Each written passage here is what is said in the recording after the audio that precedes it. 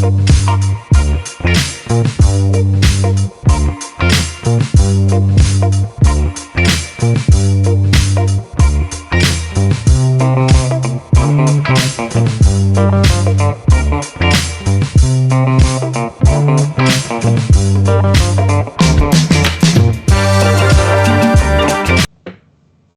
everyone, and welcome to the Hub United. With me again, I have Eric, and today we'll be going over the game we had yesterday with Tottenham.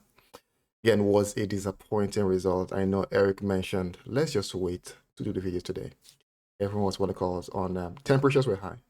But again, it's good to have you, Eric, and let's basically go over what we saw yesterday. Like, I'll call it a disaster class, but let me hear your take. How are you though? Like I said, I'm okay. I told you in our last show I wasn't expecting anything different. Although if we had the 3 points, I would have been. That would have been brought the excitement to me if we had the 3 points, right? But the fact that we lost and I already had this notion, or I already felt like we were going to lose, right? But all in all, I'm good. Like I said, good. If the Glazers ain't bothered, I ain't bothered. A long time gone are those days where I'm super bothered about results. I just want to see progression, right? So, and I was really upset yesterday. Okay. Because if we have to break it down, remember I told you we're going to lose this game. You told me, yeah, you're fairly confident you're going to lose this game. Yeah, the only thing and I said it. I said I don't see how we are going to score. We have, first of all, let's break it down from the offense to the midfield down to the defense. Yeah. Let's break it down. Now, let me start with the back line, which was our strength last season. We did good in the first half. We did good in the first 10 minutes or first 5 minutes in the second half. Now, the goal we considered, the first goal both goals are actually defensive errors, defensive mistake, defensive lapse, right? But the first one, if anything really got me upset yesterday, right, it was the first goal. How we allowed that guy make that almost 50-yard or if not 60-yard run, right, from halfway line down to our 18-yard line to our danger zone and putting that cross. Garnacho and the guy was running down the flank. Yeah. Garnacho was running parallel to him down the flank as well, but he was ahead of Garnacho. Yeah. I was expecting Garnacho running down the flank parallel to him with that space. I was expecting a Luke Shaw to go that direction. Okay. Now this is it. The attacker was going down the line like this. Garnacho was going with him. This is the space, right? I was expecting Luke Shaw, that was playing left back on this side, seeing this guy coming to go close the line, because if Luke Shaw had gone this way, that guy would have either halted his run, or when he tried to put the cross, Luke Shaw would have defended it, having the mindset that Garnacho is actually coming to go close that space that you have left open. Now, if that was not supposed to be the case, when Garnacho was making that run, how about you, Luke Shaw, tell him, no, go that way, run towards the guy. Then I'll cover. If it means that the guy wants to bring the ball back, I'm here to cover it. But no, they let the guy go to the byline. He put the cross in, and although it was a deflection, but that's what, like they say, if you don't buy the ticket, how do you win the raffle? Yeah. So that's what happened. So immediately the guy put the cross in, and we know when it comes to playing soccer, right? You shoot, you could be lucky, you get a deflection in the back of the net. Sometimes you shoot ball that is destined to go in the back of the net, because of a deflection or two, it takes it off. So these are circumstances you can't really control. The one we could have controlled was making sure that guy's cross did not come in one, or making sure that guy took a different approach. Meaning, if you needed to force him back, but we didn't do that. That play in itself, that was what just made me like, you know what, it just confirmed, because I knew we were going to like I said, I knew we were going You to knew we were lose. going to lose, right? But more so, you thought we were going to But when probably the game put a fight, started right? in the first half, when the game started, Yeah. we had those chances. I was like, okay, these guys Yes. actually they're trying to. But I cast my mind back again. I'm like, last season at White Hart Lane, we were up 2-0 at halftime. We came back and we lost. We drew the game, right, which felt like a loss to us, right? So I Yeah. was like, okay, now this guy's actually doing things that I wasn't expecting them to do, or is it that in the first, if we want to be serious and we want to be truthful to ourselves, even sports fans want to be truthful to themselves. In the first half, there was no Madison, there was no Basuma, there was no Sa. We took over Sports midfield. Although they had a few chances where a deflection took the ball and hit the post, and the other one off Luke Shaw hit the upright and all of that, right? Yes, but that's football. You don't expect your opponent to lie waiting for you, or like just surrender with the white flag, right? But we had control of the midfield in the first half. Mm-hmm. Tactically, in the second half, it felt like Ante, what's his name? The coach of Spurs. Tottenham. Yeah, the new Yeah, guy. Yeah. yeah. It felt like the guy just looked at the game and said, okay, and saw the same thing. Maybe he was scared. I'm sorry to use the word scared. Maybe he was being cautious, right? In terms of, okay, Wolves played us off the park. If I go give these guys the same thing in the first half, they might have learned their lessons from Wolves. They might have blocked those holes. If I give them the same game as Wolves gave them in the second half, do I stand a Mm-hmm. chance? So this guy observed the game, and he was more of he did a reaction towards what we're offering. If you know what I mean, like I would say we were in control. We had our chances in the first Yeah. half, right? Marcus Rashford should have put that at the back of the net, then let it go to VAR. Even Bruno's chance as well. No, that's Bruno's own. I'm just talking about the chances. Marcus Rashford should have done his own, and if they wanted to call it and take it to VAR and say, okay, it was offside, then we say, okay, it went to VAR, it was offside. Mm-hmm. We could have had a penalty. We should have changed. Could have changed the game, because at that point, whether I would have won the game or still lose, I don't know. But those key decisions, like don't taking your chances, don't not giving the penalty, those things kind of affect the flow and the outcome of a game. You understand? So there was a call for a supposedly quote and unquote red card, which on the foul on Bruno, right? Which in the previous game before that game yesterday, somebody McAllister was sent off for about the same challenge. So there's so many inconsistency in the refereeing. One of the rules of the new season in terms of ref and your captain. Okay, as a player, if you're not a captain, you can't really go at the ref. You're gonna see a yellow card. But Bruno was trying to ask the ref a couple of questions, and he got a yellow card. I'm like, okay, what's that yellow card for? What's that for? It feels like the ref. I'm going to go back to our play. I'm going to go back to all, but I'm just saying it feels like the refereeing of the Premier League is getting worse by the day.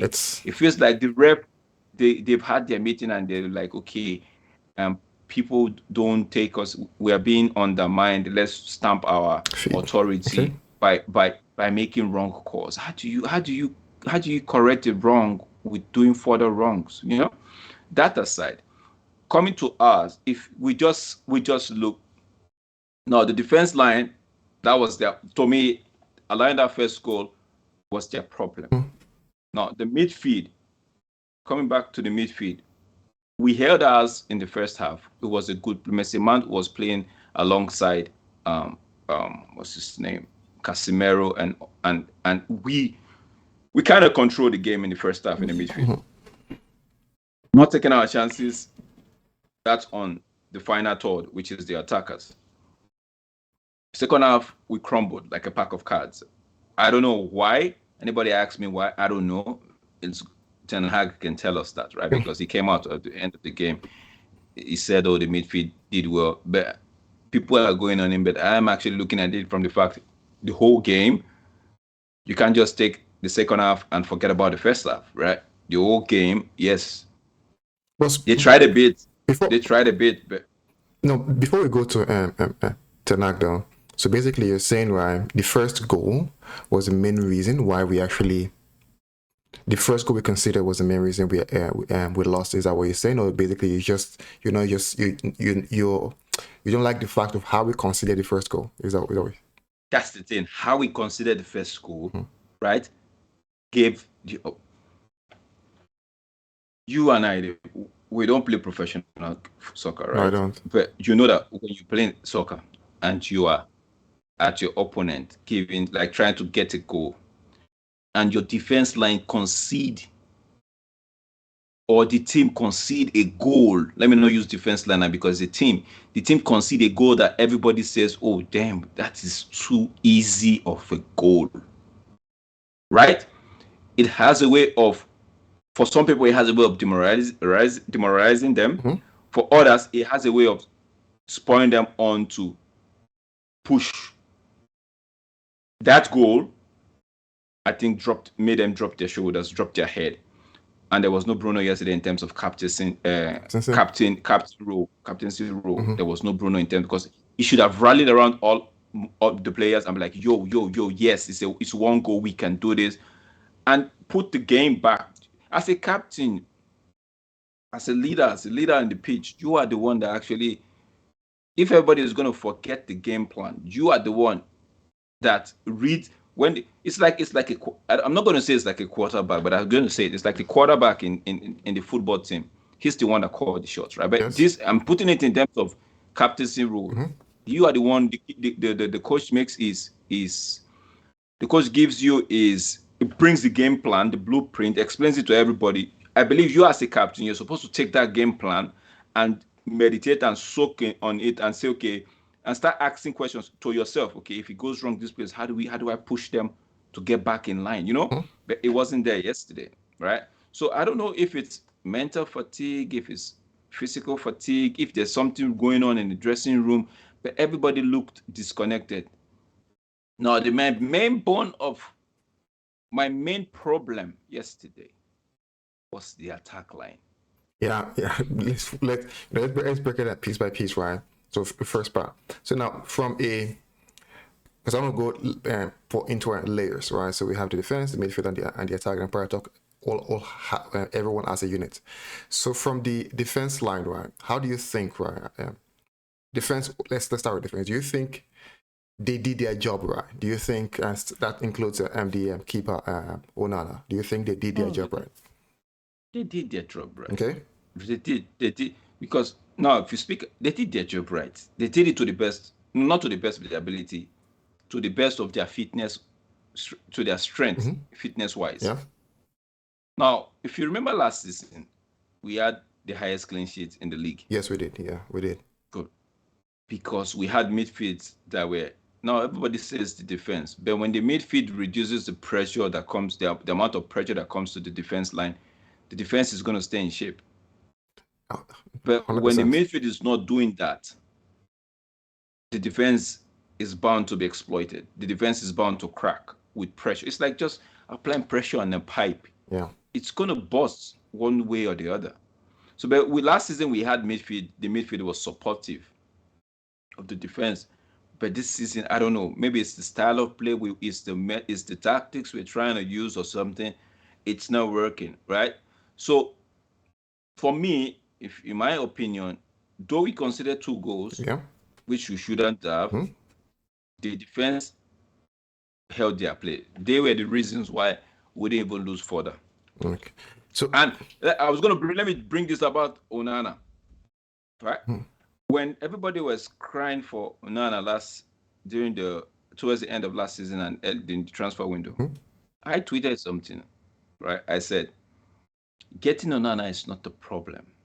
We can get Onana. Do we have the wingers? to utilize Do we Onana? have the forward players?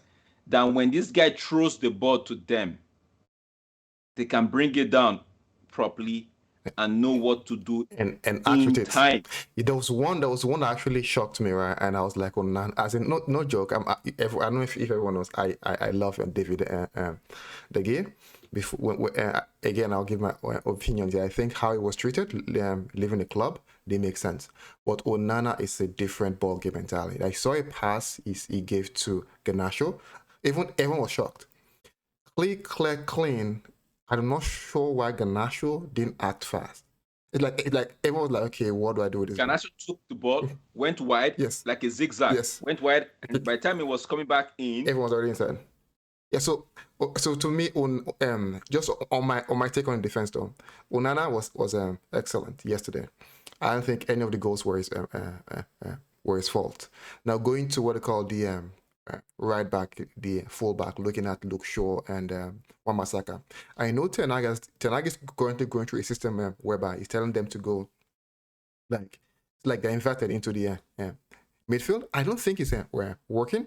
Right, and even if Ten Hag is to do that, I think that low suits more of what they call more of that style. But I understand why he used Wan-Bissaka yesterday, knowing that Son is a very very dangerous player. So I think. Okay, let me tell you. One of the reasons why I feel it's not working, right? Yeah. It's because of the personnel that is being asked to push to go into the middle. Okay. Now, I just give you a clear example. What's this guy's name? Right back for Trent Alexander-Arnold. Yeah. If he plays in the inverted role, as well as Andy Robertson plays in the inverted role, those guys, they know how to play a pass. Yeah, they know how to. Whether long, for sure. whether short, they know how to play a pass. Diagonal, straight, vertical, horizontal, they know how to play a pass. Yeah. Even if it's S, Arnold knows how to play an S pass. He makes an S in the air. Because now that in itself, it's easy for transition, because when someone like an Arnold gets the ball and a Garnacho is running down the wing, okay, in terms of Liverpool, Luis Diaz is running down the wing. All it just does is give the long ball. Can Wan-Bissaka give a long ball to Sancho or Garnacho? Wan-Bissaka is no, I agree with you. Wan-Bissaka is strictly. So the personnel that are actually asked to be playing inverted fullback, right? They don't have the capacity. Yeah, we don't. In terms of, we don't have the capacity. Because, yes, in terms of, no, football is not about, you are a master of your act, in terms of your art, in terms of you're good at defense. So no, fine, you're good at defense, but you should be able to make easy passes. These are bread and butter. Do you think why Ten Hag keeps, because we keep hearing right back, right? Do you think that Ten Hag is not confident of both right backs we have, and that's why we keep hearing the right back news? Do you think? Let me tell you something. Yeah. When I say, when you asked me if I was good, I said I was good as long as the Glazers are not bothered. Yeah. I'm not bothered, right? Yeah. No.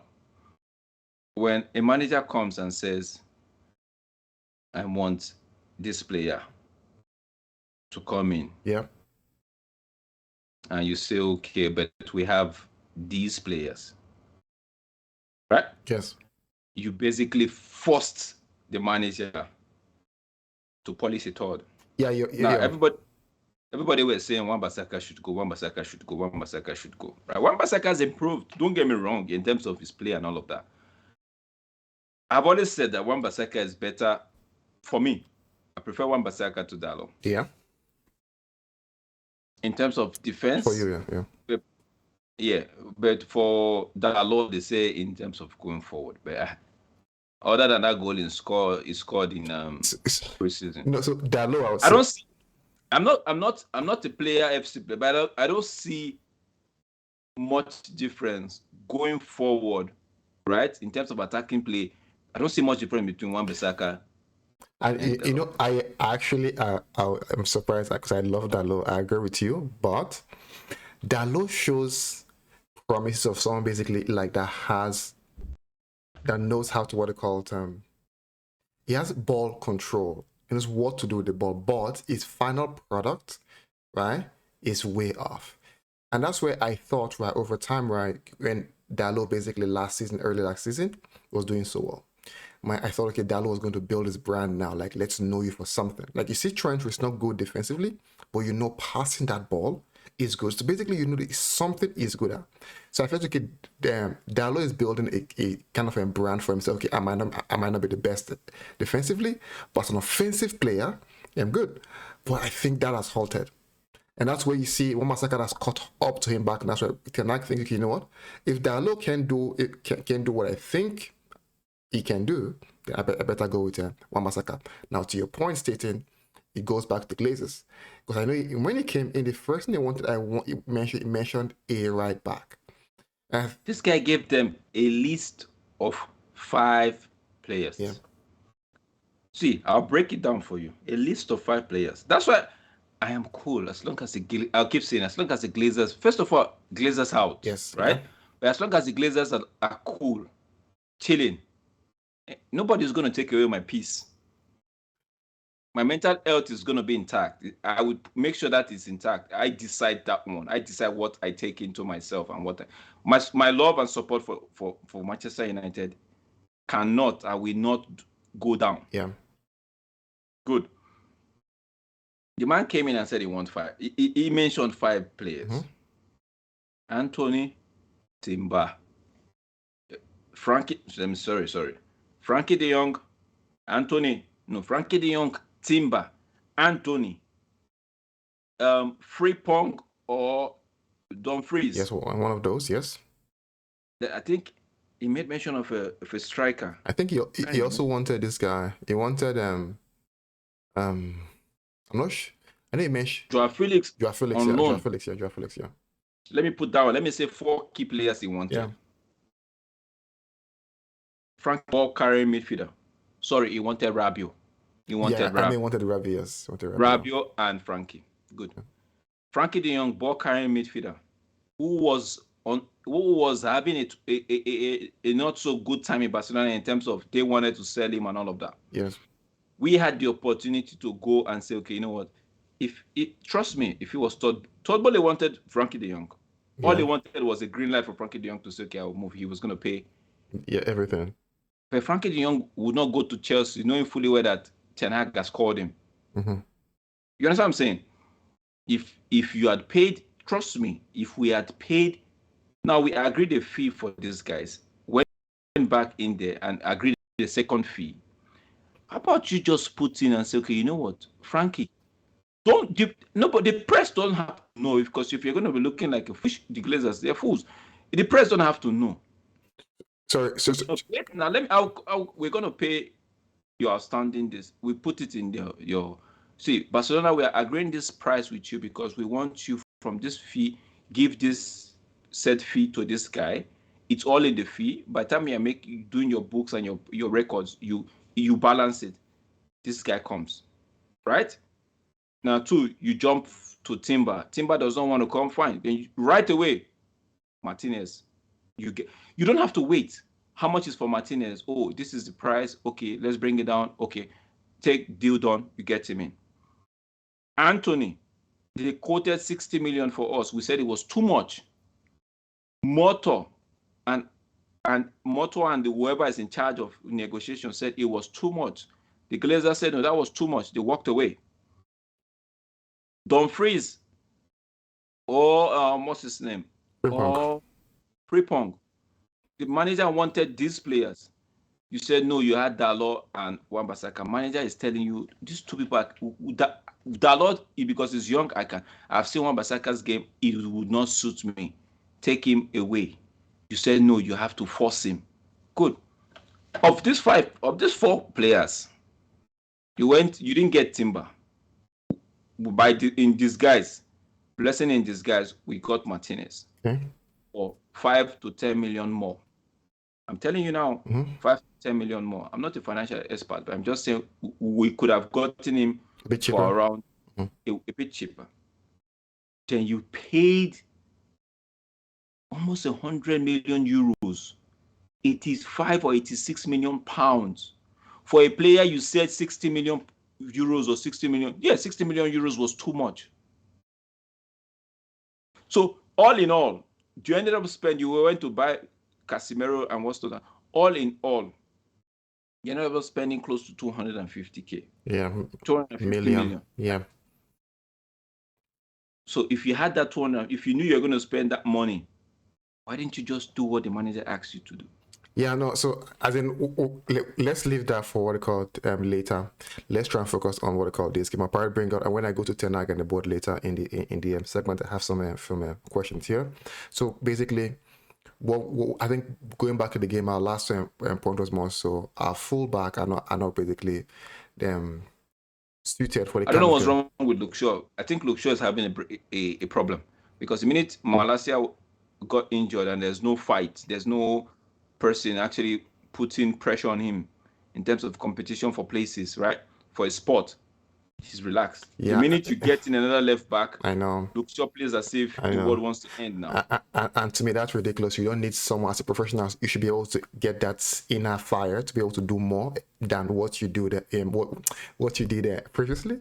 So I think Luke Shaw doesn't have that fire to do way more, except he has that person like saying, okay, I'm taking your spot. Then to me, I don't think it's a good mentality to have to have at least the desire to want to compete and over be better when you have someone, but I think it's even way better if there's no one there and you drive yourself more to do way better than you did them the last time. So I think Luke Shaw, like you mentioned, there might be an issue there. So overall, to conclude, the two CBs were good. I believe they were good. Apart from Martinez, a bit, I'm not sure. I probably think it's not fit. Onana, excellent. I think from what they call fullback. No, Martinez is just doing.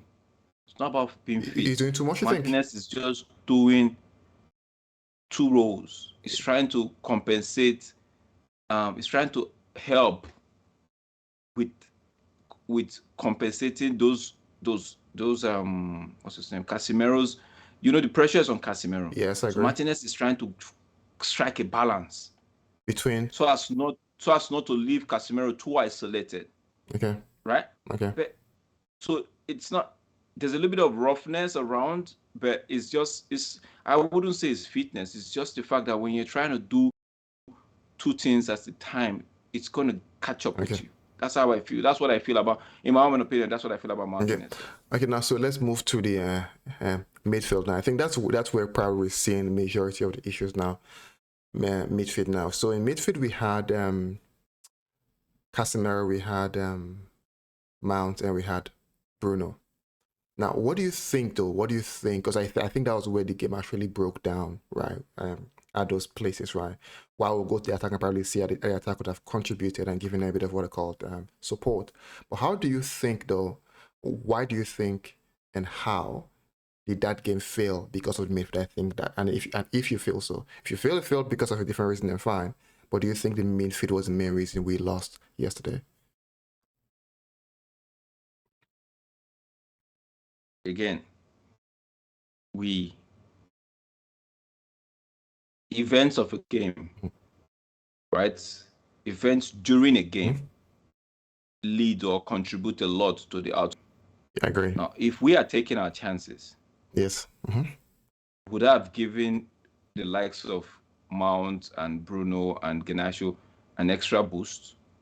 Would have put, because there was no Madison, there was no Basuma. The only person I knew that was even trying to hold his own in the Tottenham midfield was that Senegalese guy, Sarr.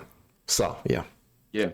So if we are taking our chances, would have spurred them on, would have put more pressure on Tottenham to want to come out and we exploit those spaces at the back?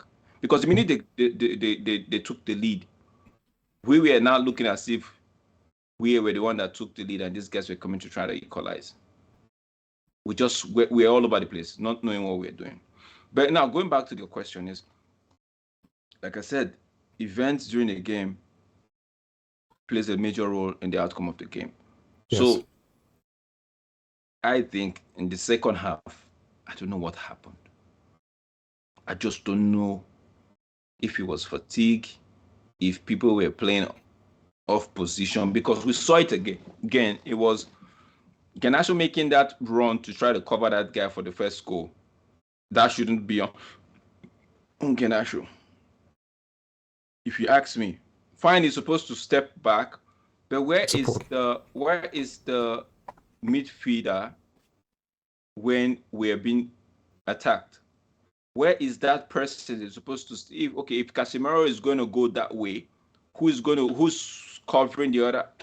Because it's supposed to be, because Mount was playing a little bit deeper yesterday in terms of was playing alongside Casemiro a little bit. It was the box to box, right? Where was that cover? It's not like we had the ball and they were countering us. No, we played the ball, we lost the ball. They put a few passes together. So why were we caught off guard? Why was that big hole? So whatever experiment that the gaffer is trying to carry out, right? Mm-hmm. I just pray, because every experiment, some of them you need a catalyst, some of them takes time, some of them immediately you start the experiment, in no time you got your result, right? I just hope that this processing, while we're waiting for the end product of this experiment, I just pray it doesn't cost us a lot, because I don't know what's happening. Everybody said it, Pundit said it, fans said it, like Mount, Bruno, and we haven't gone to the Etihad. But you know, we haven't gone to Arsenal, what we call Liverpool, it. and the rest. We've not gone to those places. But you know, contrary though, I know why there are concerns regarding Mount not helping out Casemiro. I think Mount basically yesterday's game helped out Casemiro. I think probably Mount needs to be a bit more intelligent from his positioning. He does lots of running. I see him sprint back a lot. He does what I call closing down.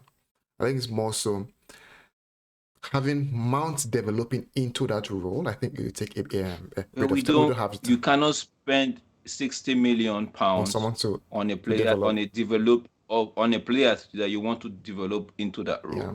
Now, well, like I said, why I wouldn't bring up the whips too much on anybody is because now going into the season there was a game plan for Kobe Mino to get a few games under his belt, right? Now he got injured and all of that. But now that you've seen how the last 2 games of preseason went, as well as the first 2 games of the season is going, or it's gone, how about you just go buy? The Amrabat boy is been waiting for you. You want to tell me that you've sold? Now they said, okay, we've sold a few persons. What's his name? Remind me of this guy that went Elanga. Fred has gone. Fred went for about 10 or 15 million. 8 million pounds. Pound. 8 million pounds. Now, what's his name? Tellers went for about 4 million pounds, if I'm right. 4 to 6 years. Good. That's 10. So what are you negotiating with Amrabat for? 30. Yeah. Right? 25 plus 10 euros. So euros is 30 million euros is what? Around 20 something million pounds. 25 or 24. Good. And you and I know in the way the transfer work, you don't put everything down. Yeah, I think it should be doable. I don't think so now, except somebody comes and tell me, which I'm not, like I said, I'm not a financial analyst, sport finance, I don't know anything about it, but I'm saying if you've got, I know those guys don't pay everything at once, but you know that you've already sold these players, right? If you've got the assurance that, but it was first said that, oh, we have to get rid of Fred before we could get Amrabat. Yeah. You've gotten rid of Fred, so what's the problem? So how can you sell 2 midfielders to replace with one? It's the same problem. It has always been the problem. It took us a panic buy to stumble and get a defensive midfielder that we've been crying for since Carrick retired. Yeah. Now we're going to be crying again for a 6. Yeah. I honestly think Ten Hag will get Amrabat. It's not about thinking. It's about getting them in. understand. So, Amrabat Amrabat is not 60 million or 50 million. This is 30 million euros. I think that's where everyone starts to get concerned, right? If Amrabat was to make, if Amrabat makes so much difference to how we play, if Amrabat was pivotal in our style of play, why wasn't he the second or the first time signing? I think that's where everyone is getting concerned. I have no concern. No, the truth is, I understand the place of you've been stacked with midfielders. What if something happens and nobody leaves and all of that and all of that? I understand that No, place. Now but you bought Mount again, I'm though. gonna We could have I'm waited gonna for him. yeah, I'm gonna explain something to you now. Immediately you sold Fred and Teles and Elanga, by default you've saved their wages. Yep. So you have money to spend. Now you're doing all FFP and what's not, right? Yeah. I get it. It's a lie, but we get it. You sell Fred. Now you're pushing Donny out. Donny, the rumor has it, the report has it, it's on a loan deal. So it's not making sense. You're going to loan Donny out, and you've sold Fred for 8 million before you buy an Amrabat. Is that what you're saying? My question is, the loan fee doesn't add anything to your so I question except is, you want to tell me you're loaning him and why is Donny going on loan? You ask Moto. So I think it's Donny, because of his wage, he can't find a club, and the best thing to do is to go on loan and probably will pay part of that wage. Honestly, I think so. Well, me, I'm thinking it's more of, okay, this guy has been plagued with injury for the past 2 seasons.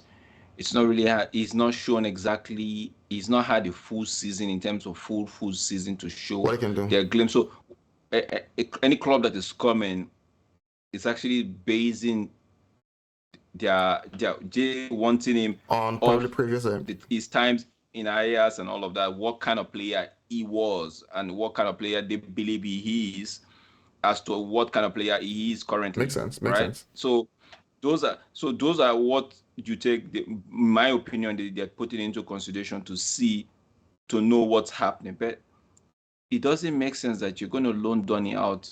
You're telling us, first you said you sell Fred, you bring another.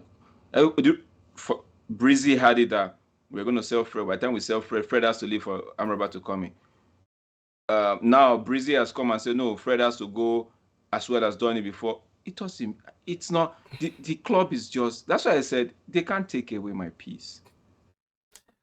They can't. Honestly, it's ridiculous. I think that the only thing I can give to them is my quote and unquote support all round. They can't take it. They can't take away, because how I don't know.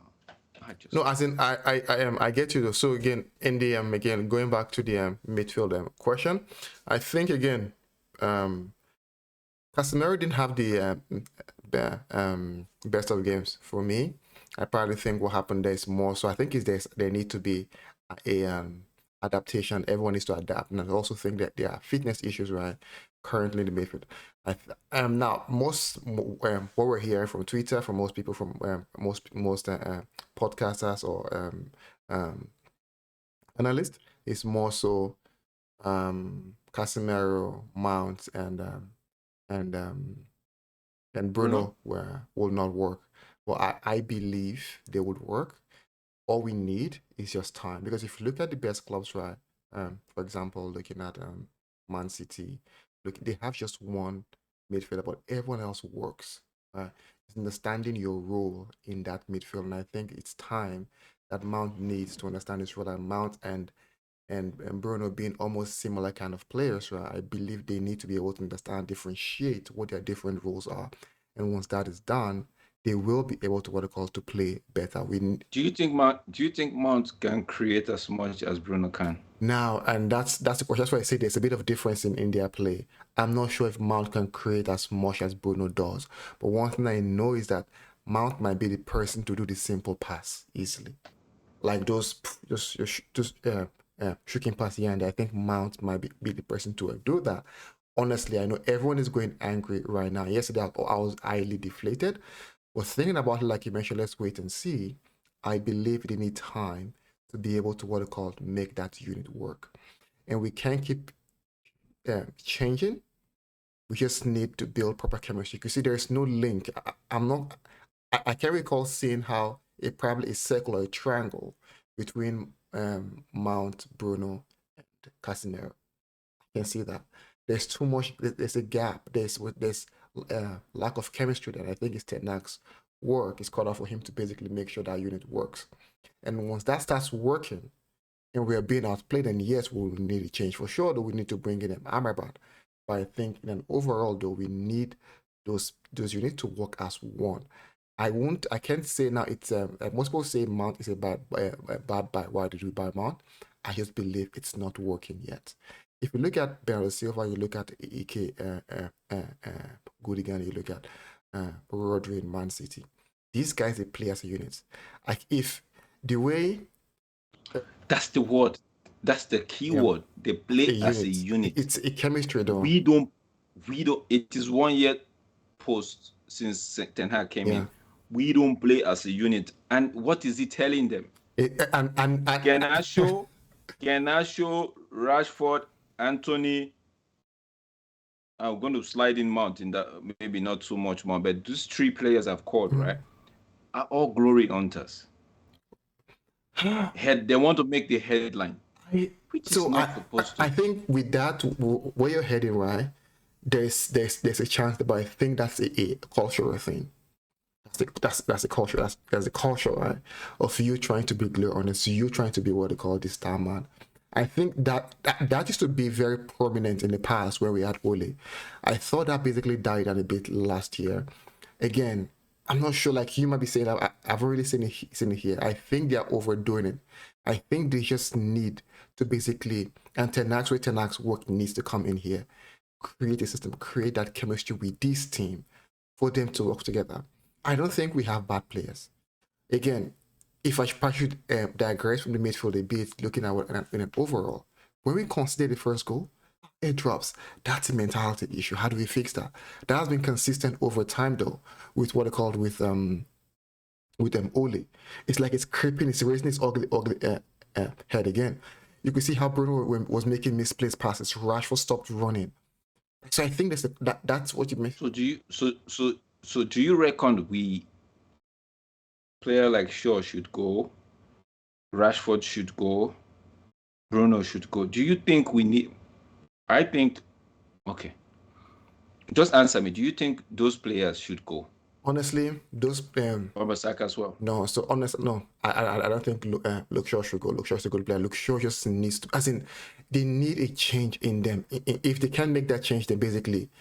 Luke Shaw has been here for 8 years, so you're telling me he has problem with mentality? So if Luke Shaw, actually Luke Shaw's mentality, like we mentioned, right? He doesn't play on the someone that's basically behind him, and he needs to be able to overcome that and play, even though there's no one there. Luke Shaw has come out and said we need competition, and you notice once he gets competition, he becomes a star man.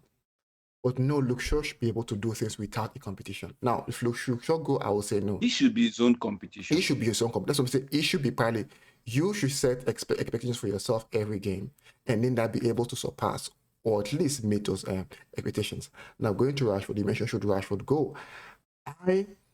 Rashford shouldn't go, but we should not look at Rashford as our main man. Rashford is a squad player. If we depend on Rashford, we will not win trophies. Rashford has been put on a pedestal that basically makes everyone think that, oh, you know what, he's our guy. I know he scored 30 goals last year, but I will tell you for sure, Rashford is not the man to take us to the next level. Rashford is a squad player.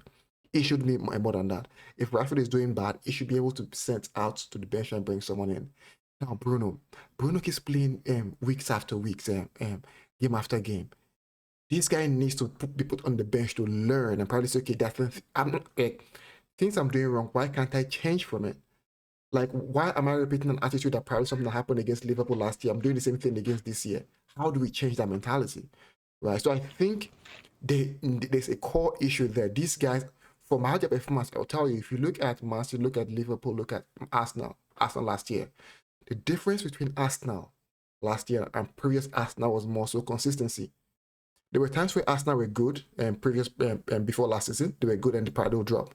But last year they were so consistent until the end. Man City are consistent till the end. You could probably do a De Bruyne or a Silva or a Goodigan, do their chart, right? And it's all like this, straight line, or a bit of wiggle.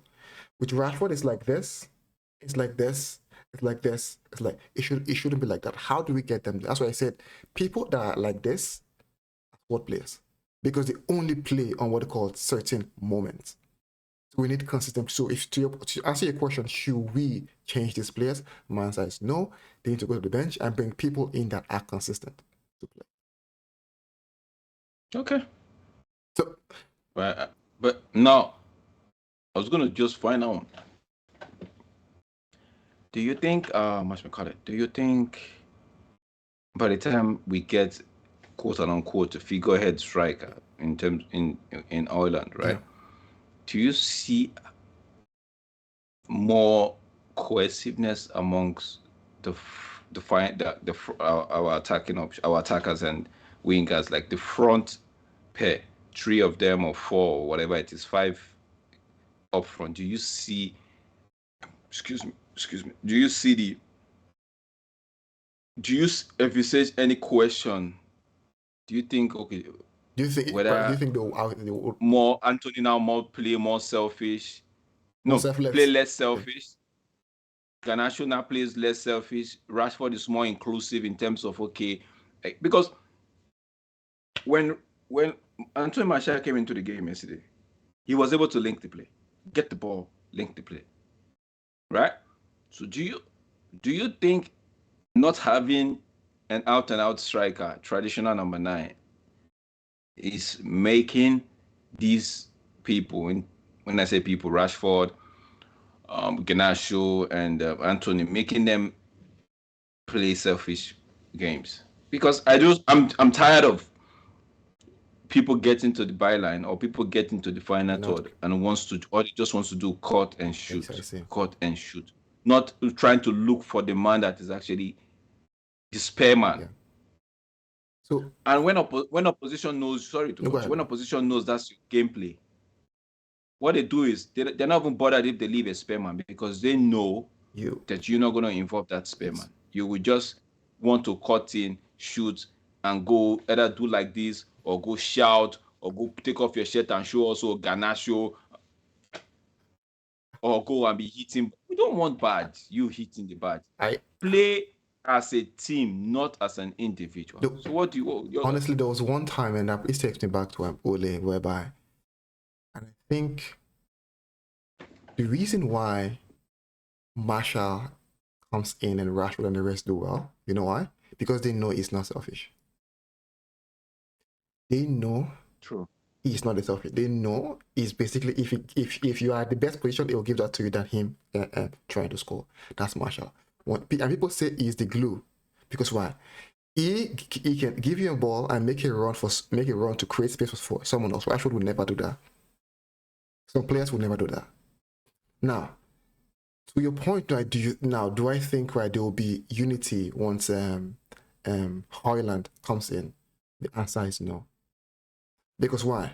Because everyone, right, want basically a piece of the pie and want that glory as well. And that's where the coach needs to be able to come in. If you recall, I think you know when in Ferguson we brought in Van Persie, and I think Ferguson told midfielder Paul Scholes and the rest, if this guy doesn't get the golden boot, I blame everyone else. No, Paul Scholes was telling midfielder. I think yes, midfielder. If these guys don't get top goal scorer, I blame everyone else. Because why? That guy is a striker. He has a job. We need to be able to define our roles in the team. Not everyone needs to score. Not everyone needs to cross, and that's where the coach needs to come in. I'm not sure why the coach does this.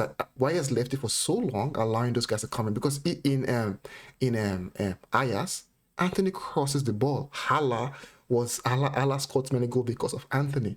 I'm not sure if it's Anthony, but I know Anthony was there. I think probably, I'm not sure he was there at the time. I know Anthony did a lot of. Tadic was there. Everybody was playing inclusive football. It's inclusive football. So I think I'm not sure why Ten Hag is basically keeping a blind eye to that. I think again there's so much brands. You know, Man United as a brand is also in the players, and that's not their fault because it's a cultural thing. It's the culture of the club. So answer the question: would we do better if Hoyland comes? I don't think I don't see us doing better, except Hoyland's personality can change how they play, as Marshall's personality does. Because me, I just feel like a few of them, in terms for Anthony's play, I just feel like if he has, because I see how Ronaldo was there when we had Ronaldo. Whenever he had the ball, he was always trying to get the ball to Ronaldo. Same thing with Garnacho. So I just feel like if we have a strike, I feel like if we have a striker, quote and unquote, a striker that's me, because Rashford don't make no wrong. I know it's not like he said, it's not his best position to play, but you are there for now. Do a job. And I think this is where Ten Hag needs to look at this carefully, right? If Rashford wants to play as a winger, play him as a winger, right? And if he's not performing, he needs to go to the bench. He doesn't need to be shoehorned into the team. Right. Now, if you look at what they called, if you look at Garnacho, from now on, it should be impacted in him that it's a winger that's meant to provide. And at the odd time when he sees a clear chance, he can score.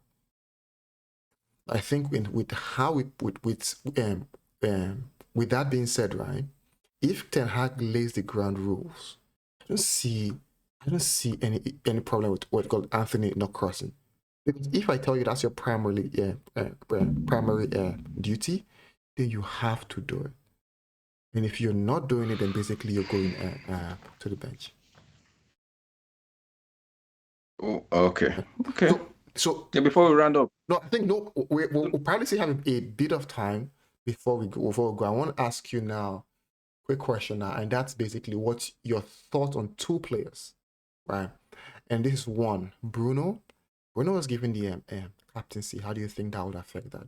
And also, I want to take your take on his attitude and how that impacts the team.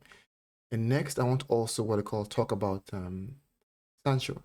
Ten Hag played Sancho as a false nine throughout the preseason, but then brings him in for 20 minutes to play from the wing. What do you think is going on there? So let's start with Bruno.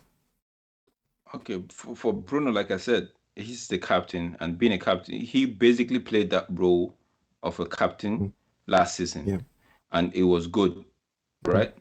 Where he was able to, he has his own flaws, right? Which you could see when Casemiro was calling him to order sometimes and all that, right? He's good. It's just that these first two games, especially yesterday, he didn't take on that role properly.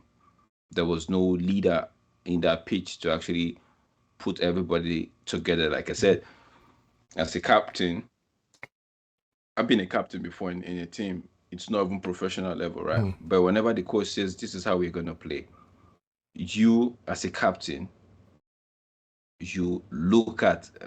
I play from the back. You look at the game plan of the coach, right? And you already know your teammates. You already know their strengths, a few of their strengths and weaknesses. So you see how the game is going, right? Now the beginning of the game, when the game starts and you see, okay, who's pulling their weight, who's not pulling their weight, you don't need to shout, because guess what? In 45 minutes or in 10 minutes, myself as a center back and the striker, in 5 minutes in that pitch, we're going to meet each other. It's either for a corner kick, for a set piece. You can pass your message. Simple. Yeah. Like, you can do it. Before they take the set piece, you can do this, you can do that, right? So I didn't see it yesterday. There was no rally cry from him amongst the players, right? But all in all, people say, oh, Bruno plays the Hollywood pass and all of that and all of that. But did we not know this before we bought him in? Yeah, we did. It was the report. The reason why they didn't say, oh, we didn't want to go for him, because one of the reasons, quote unquote, was the fact that he loses the ball a lot. He tries to do the fancy thing and all of that. Now, that being said, this guy, I know people have a debate about what's a good chance, a big chance, and a clear chance. People have that debate. I Yes. see a chance is a chance. There's a reason why they call chance big, small, clear. There's a reason why it is called chance. Now, I can understand your debate, but when somebody is, I watched a clip of Bruno last season of the chances he created that wasn't taken. Also, because I also watched a clip of him of his negative side Mm-hmm. that I came, and I can tell you that his positive aspect outweighs his negative attribute in terms of gameplay and in-game play. So for me, Bruno is still one of our best players. Yes. If we are clinical enough, if we're clinical enough, we should be killing games off even in the first half. Imagine if it was Man City that had Tottenham in the first half like we had them. Bro, that's 3-0 first, clean. 3-0. Man City, Erling Haaland against Burnley. Erling Haaland had 3 touches in the first half, 2 back of the net. But that So rule when you has to play, be that side. when you have 3 touches in the first half and 2 is in back of the net, 2 back of the net, like the keeper is bringing the ball from the net because you've had 3 touches and 2 chances already, 2 goals ahead. Tell me as a midfielder why I won't be relaxed and be playing my game. Tell me as a winger why I won't be relaxed and play that extra, like let's say for example, like an Anthony. Mm-hmm. I give my striker Rashford 2 opportunities or 3 opportunities, bam bam, 2 goals. Everybody's happy. By the time I get the 3rd ball, I cannot decide to say, okay, I want to do one of those my stupid skill, or I want to try I it try something myself. like something you've not done before, yeah. No, this time I want to score my goal for myself to increase the lead. At that point, you are at liberty to do what You want. you think the lead, that not what you want, because you're still a game plan to Mm-hmm. execute. You're at liberty to, and when you go off track a little bit, the coach is going to say, okay, I understand, we're already in the lead, Yeah. but curb it. But not when you have chances upon chances upon chances and you're not taking them. What happens? Opposition is like, okay, we need to seal up these loopholes that we are giving these guys. We need to tighten this, we need to close it. Whatever channel that they've been using to create these chances, we need to close it. And when they close those channels, they get in the game and they see a snippet, just a small chance, and they score. That's it. Because guess what? They've closed your opportunity. They've closed your channel with which. So now you have to do twice as hard as what you were doing before to get those chances. Because now, guess what? Everywhere is closed. So now it's as if they scored you. They're expecting you to come and lock them. They know fully well that they've locked those channels. They've blocked those channels. So it's left for you. That's why I get furious when it happens that way. My wingers are trying to cut and shoot. What are you cutting and shooting for? They blocked it. So They know that's your game plan. They've blocked it. So going back to Bruno, just so that I don't deviate too much. Going back to Bruno, is still one of the best players we have, right? It's just that we are not clinical enough.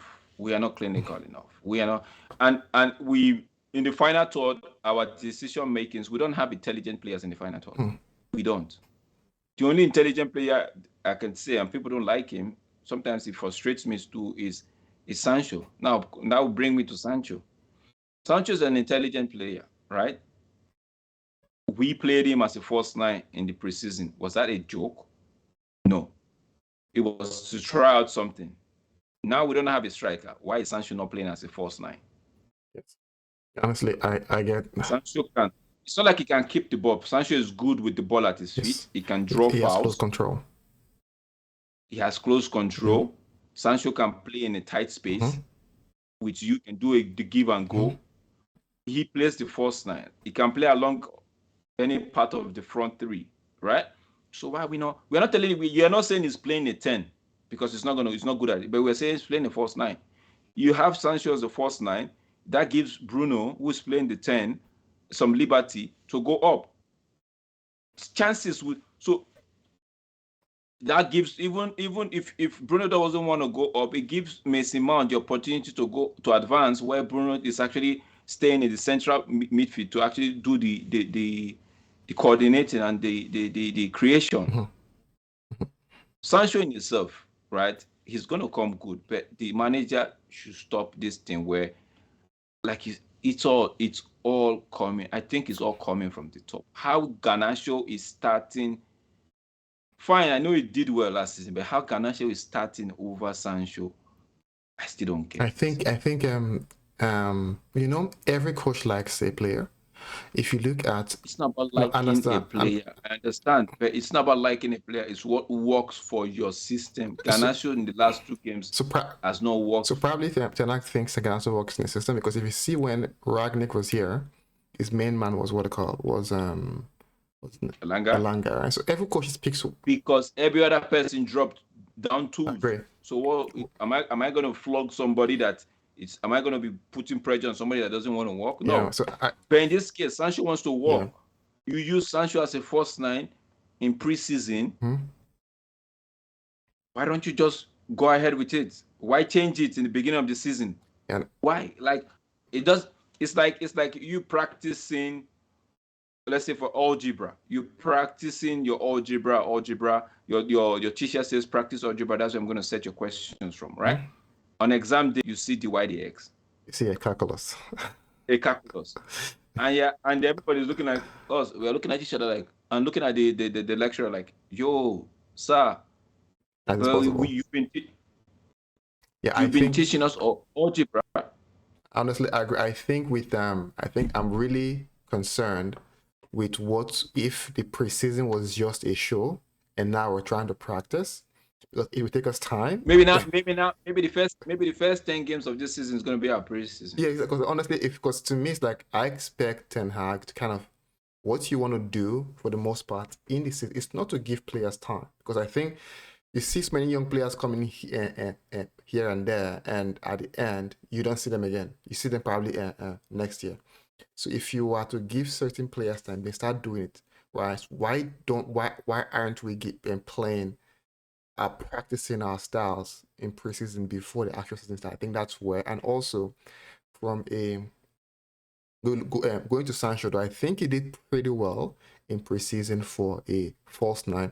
I thought that was a backup plan, owing to the fact that you know what, the Rasmus might have to settle, right? Yes. So I'm not sure why Ten Hag's now what they call it, still using Sancho on the right, because if you have now see Rashford on the left, Sancho false nine, yes, Anthony on the right, Mason Mount, Bruno, yeah, what's his name? Casemiro. yeah. Now, I'll tell you something. Rashford might not give you that defensive cover, but that's why you have your Mason Mount to play on that side of the attack. Yes. Right. Now, Sancho, as I think, is learning now to actually add some defensive cover to his game. Yeah, I know. I know he doesn't have that in him, but it's fun. Yeah. Yeah. So I'm saying we already know Anthony does have that.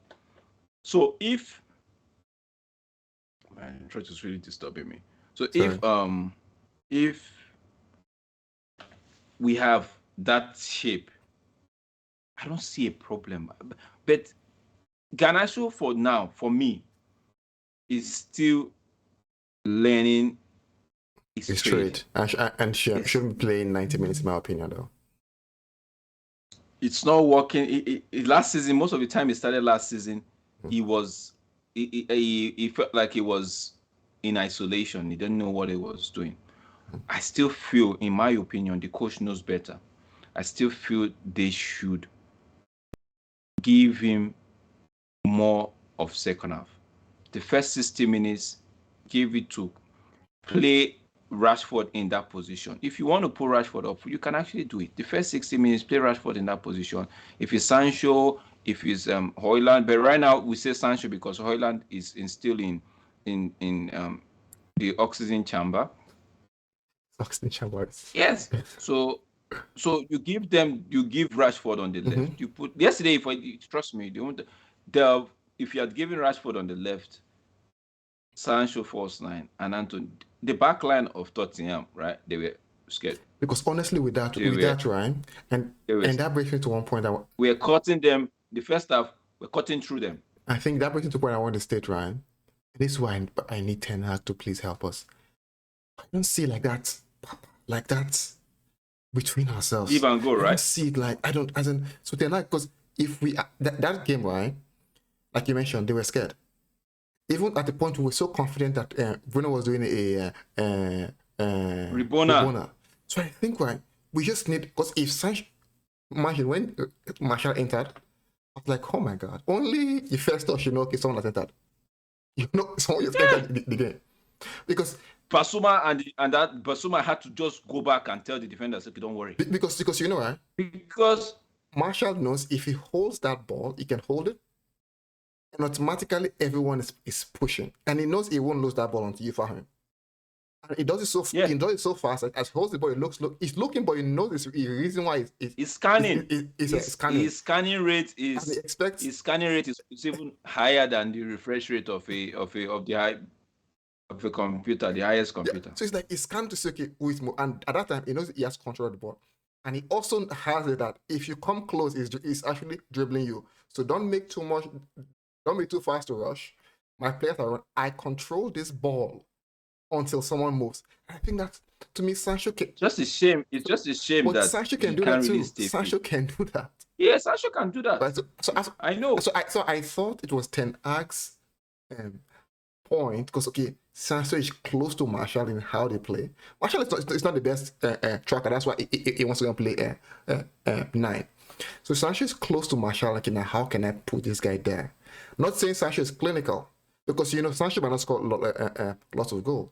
Like, for example, if you see like but Sancho is inclusive. Sancho inclusive. Brings everybody. He's inclusive. Sancho, I don't think Sancho is one that what they call is glory hunting. I don't think so. Sancho is not glory hunting. The team wins. It's fine. We are okay. Sancho is not glory hunting. So that's why I think, to me, Ten Hag should try Sancho there. Right? Or if Ten Hag doesn't trust Sancho yet. Because for me, it's like, if you're playing someone. See, the truth is, you cannot tell me you don't trust somebody. When you gave him 3 months off to go do, or 2 months off to go on the mountain to go pray. I agree. So I think we're going out of time here. Just in conclusion, I'll give mine. I think in general, though, I think the main issue here where I see us struggling is we are not prepared, not only from a transfer side, also from a tactical perspective and a gameplay perspective. I don't see enough cohesion. I don't see enough, enough intricate passes, enough chemistry between our players to be able to win games comfortably. Because when we start having that chemistry, that would increase our consistency rate among the players, because then everyone understands what they are meant to do. So I need Ten Hag to be able to impact that in the players. To me, that's what I think is happening now. Okay. Yeah. To give my own take is, I know everybody is coming on Ten Hag and asking him to do the things that he needs to do, right? Yeah. But I'm gonna still go back to the board. I agree. If I tell you I need 5 players, Mount, Onana, Amrabat, Oiland, and another midfielder and a striker, 6 players, right? And you tell me, okay, we're gonna get it done. We'll try to move some players on and get your player. You give me you say we're gonna get it done, because right from the beginning of the transfer window, Manchester United are gonna have this fee. They're gonna buy XYZ when they sell XYZ. And what's not. We already had an agreement. We're going for the Kim Min-jae and all of that. If I tell you that, and I see how you're working to help me get my target, right? Onana, Mason, Mount, Oil, and I'm seeing the way you're working to help me get my target, I would have some level of trust in you and say, okay, I trust you to get me everybody. Imagine you got this tree, it's like, you just stopped walking. And I'm coming to meet you and telling you, okay, yo, bro, what's happening? I need Amrabat. Okay, I will get Amrabat for you when I sell Fred. 2, 3, 4 weeks has passed. I still don't have Amrabat. Don't you think that would mess up my plan? I agree.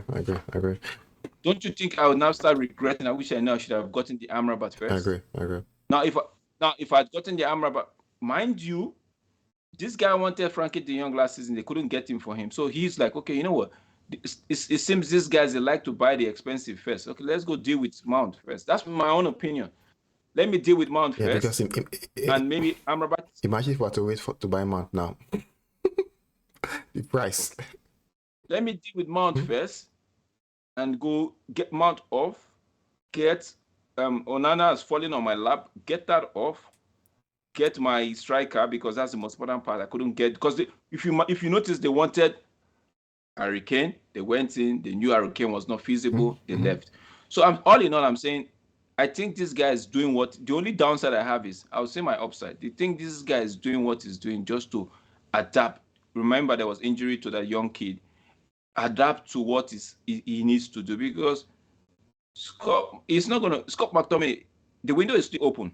You don't want to have a problem where you can't ship Scott McTominay out if he gets injury, right? So the guy is just being careful. In that, with that being said, the downside I think I have is the fact that you started Sancho in the preseason as a false nine. How about you just give him the chance, right? Give him the chance? The Rashford you're putting up there, his body language is as one that don't want to play up there. Why don't you just give him his? I'm not saying you should blow or fan his ego. I'm just saying for the team to progress in terms of getting the result while you wait for the board, quote unquote, the foolish people to go do their thing, right? People are saying, "Oh, motor madness." It's motor madness because the guy is mad. He doesn't. Yeah. How do you expect a sane person to do something right? So that's why they say motor madness. I don't agree with them because he's mad. That aside, I'm saying get back Sancho on the false nine. Put Rashford on the left. Give Anthony kick up the backside and say, yo, I don't know what you're doing, right? Then let's see. Then second half, you bring in your Garnacho, because you know your Garnacho in second half has the energy to run down any defense. Because he's coming with his dynamism and he's a unique style of play and all of that. He's coming, and the defender, they already have an idea of what this guy is coming to do. So they try to block one channel, he goes through the other channel and all of that. So he has that energy to come. And as a young kid with that fire in his belly to want to show to the manager that he's fit to start, he does good. So for me, my final take is this guy should just go back to that first nine that he planned with in the season, pending when Ireland will come. Because when Ireland comes, he still has to train. He still has to fit that. Then the selfish players we have still have to now unwire their brain and figure and now know that, okay, we have a striker work with. So we need to do So in the meantime, let's just see. It's just 2 games. I'm not going to oversay what I've said, but it's just 2 games. I just hope that we improve with each passing of the games. With each games that come, we improve and we see. Because right now there's no style of play. So that's my own. I think that would be my final take. There's no style of play. I just want to see a style. Yeah. So, and for peace sake, can't they just get this man, the second midfielder and the striker that is? People have been calling Taremi. A few of these, quote and unquote, big bloggers are actually saying, or media persons actually say, we don't need an old Taremi. But because XYZ are not going, no club is going in for him. If he was that good, why is Arsenal not going for him? Why is Chelsea not going for him? Do we have to go for players that people are going for? Why can't we just go find our diamond in the rough? Or even if it's no more a diamond in the rough, even if it's a veteran, quote and unquote, why don't we just go get one? We wanted Harry Kane because they believe he's a good goal scorer. Why don't we just get somebody and, I don't know, just a backup, an experienced head? Liverpool wanted all the midfielders they wanted. None came. They went for an experienced head. So why don't we just go get an experienced head that won't cost much and have him there? There's no crime in having Martial, Højlund, and an experienced head, be it Taremi or somebody else. There's no crime in having that. We've always been used to having 3-4 strikers.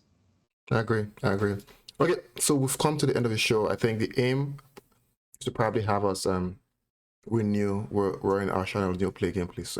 We all need your support. Please like, share, and subscribe to the Hub United.